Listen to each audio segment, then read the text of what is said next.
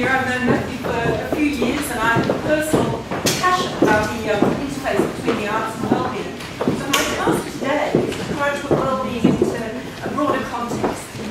And the first question is, why are we talking about wellbeing these days? The answer comes from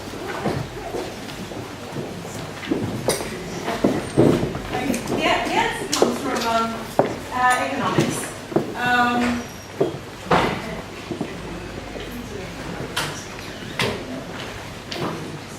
Economists assume that with economic growth, with increases in GDP, our well-being would increase. Our quality of life, our happiness, our well-being.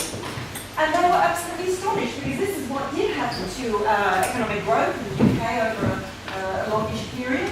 And here's what happened to well-being. It's measured by life satisfaction, no increase at all. And this was the case in just about every economically developed country, and in some countries well-being even went down. Pat Kane talked about some of the things that were associated, increases in depression, stress, family breakdown, and the like. So basically this wasn't working. So people like Sarkozy started this commission to say, well, what's going on here? How should we be measuring social progress? Clearly, economic growth, GDP is not enough. He concluded we need also to look at the social and environmental factors. And from my perspective, he also said what matters is subjective well-being. In other words, how we experience our lives. Cameron, of course, has gone on to do much more about this and made it very clear that GDP, economic growth, is just a means to an end.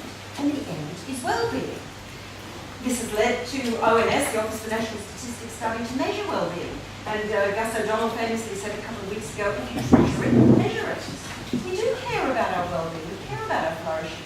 So it's great that it's being measured, because by measuring it, it will help policymakers and citizens make better choices. Okay, another thing, that was just a year ago, that conference. Even more recently, this summer, the UN agreed with Bhutan, the famous little country that's been interested in happiness for a long time, that happiness should be a goal of development, one of the development indicators. Now, I just want to ask the question, is happiness enough? A lot of economists honestly think that it's just about happiness. The media is always going on about happiness. But I would suggest to you that happiness is great when you get it. But of course, it's just transitory. Evolution designed our emotions to be transitory. So I think what we need to be thinking about here is sustainable well-being. So sustainable well-being is a sense of, in general, life is going well. In general, we're enjoying things. We're able to meet the challenges of everyday life because it's full of, small stresses, larger stresses.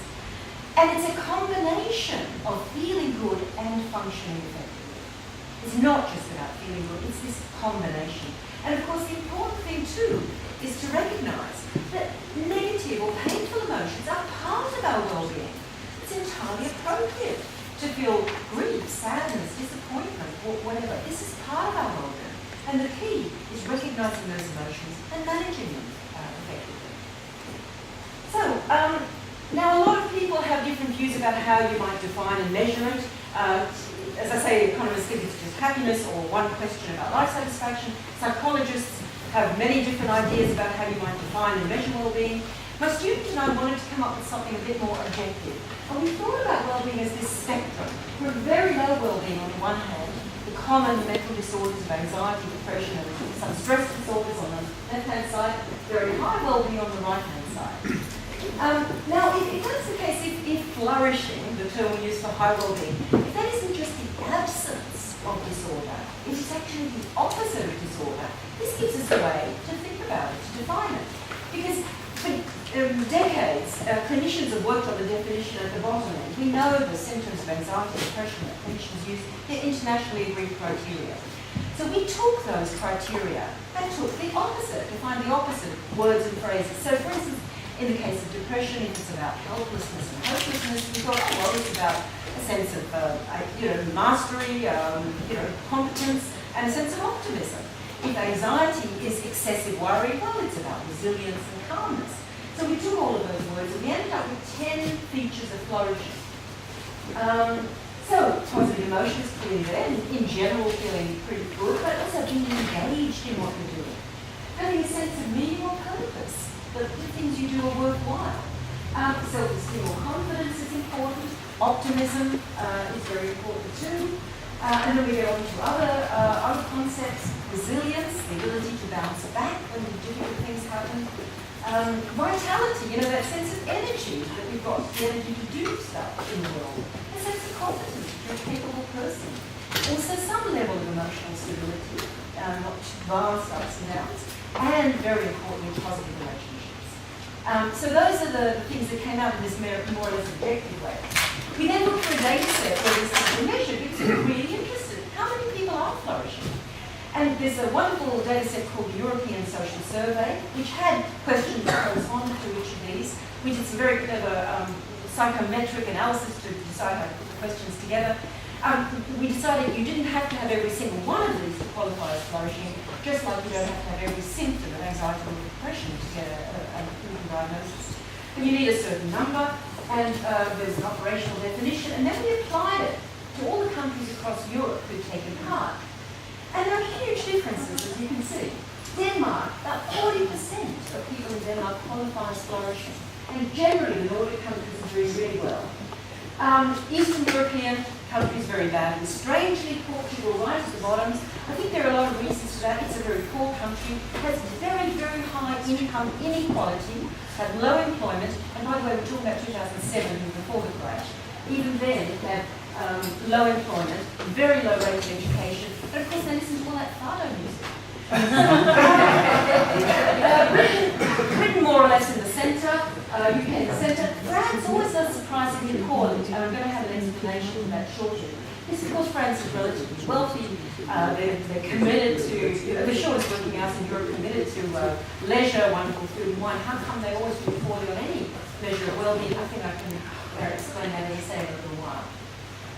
So what are some of the factors that are related to well-being? Well, in terms of standard socio-demographics, the really important ones are, first of all, employment. Employment has the biggest effect on well-being. Being unemployed is disastrous for well-being. And also stable relationships, marriage or stable partnership is very good for well-being. Income also had a moderate effect. Those other two are much more important. Now, governments take note. Unemployment is dreadful. It is absolutely dreadful. We cannot try to, have a rhetoric where we're increasing the nation's well-being and yet having huge levels of unemployment. As far as marriage and partnership go, not clear what the causal relationships there are. Marriage and partnership may cause well-being, or people who are generally have high levels of well-being may be in more stable relationships. So harder to know what to do about that one. And income not as great as economists might want us to believe. What about other things? Taking the 43,000 Europeans that we surveyed as a whole, the things that were associated with the high level of flourishing were, first of all, relationships, being connected and having a sense of social trust. And then there were certain values that were also associated with flourishing. So those were the values of valuing creativity and new ideas, valuing loyalty and helping others, and also valuing enjoyment. Now, what about the opposite? What about the things that were not associated with flourishing? This is valuing money, valuing status, valuing security, and fascinatingly also traditional religious values.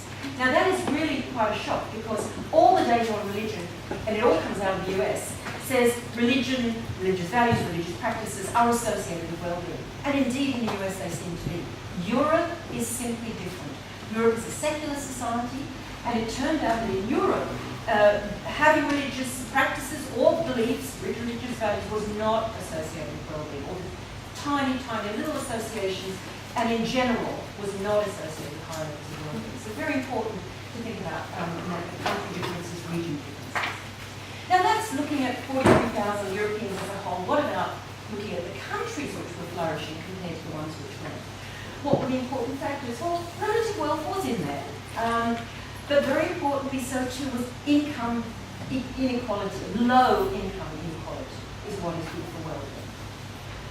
And high employment, as we said, is also good for well-being. A good healthcare system turns out to be very important if you look across these countries, and sufficient expenditure on welfare. Again, not necessarily welcome news for governments, but that's how it turns out. Good governance meaning low corruption, within government, and social trust. Again, comes out very important at the country level as well as the individual level.